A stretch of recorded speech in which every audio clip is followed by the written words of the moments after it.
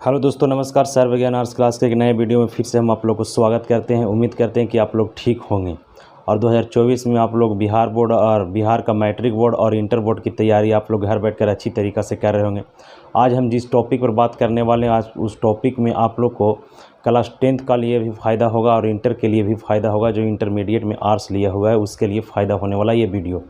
तो चलिए आज हम आप लोगों को बताने वाले क्या है उसके बारे में सबसे पहले बात करते हैं। तो क्लास 10th में भी आप लोगों को पढ़ना है कि भारत में भारी लौह इस्पात के बारे में, और क्लास 12th के आर्ट्स में भी पढ़ना है आपको ज्योग्राफी में कि भारत के भारी लौह इस्पात के बारे में।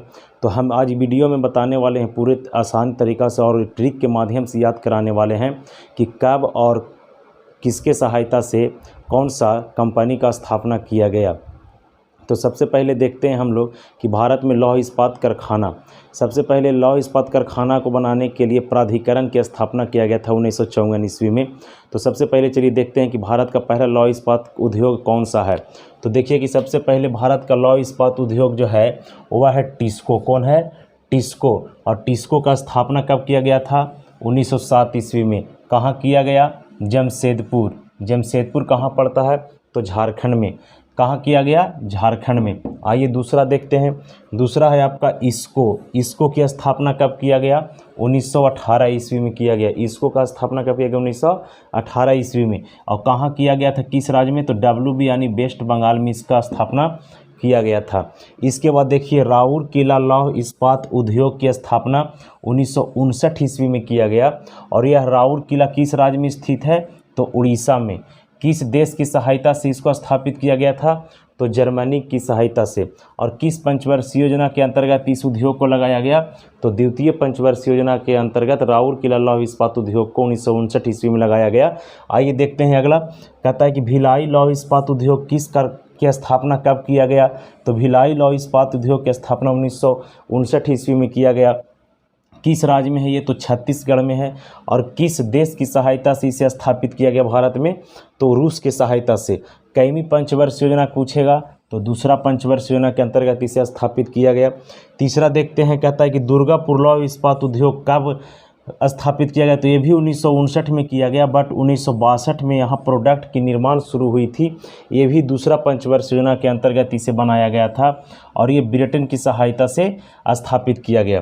इसके बाद देखिए बोकारो लौह इस्पात उद्योग है, ये 1964 में बनाया गया और ये झारखंड राज्य में है। कहाँ है? झारखंड। और किस देश की सहायता से बोलेगा तो ये हो जाएगा आपका रूस। और कईवीं पंचवर्षीय योजना? तो ये हो जाएगा तृतीय पंचवर्षीय योजना के तहत बनाया गया। भारत में और सारे लौह इस्पात उद्योग है, जैसे सलेम लौह इस्पात उद्योग, तो ये तमिलनाडु में है। इसके बाद विशाखापट्टनम लौह इस्पात उद्योग, तो ये आपका आंध्र प्रदेश में है। इसके बाद विश्वेश्वरैया लौह इस्पात उद्योग, ये कहाँ है? तो ये आपका कर्नाटक में है। तो इतना आपको लौह इस्पात उद्योग याद रखना है। अब हम ट्रिक के माध्यम से आप लोग को याद कराएंगे कि पंचवर्षीय योजना के तहत भारत के 3 बड़े और एक और यानी 4 को स्थापना कब किया गया, किस देश की सहायता से किया गया, वो कहाँ है।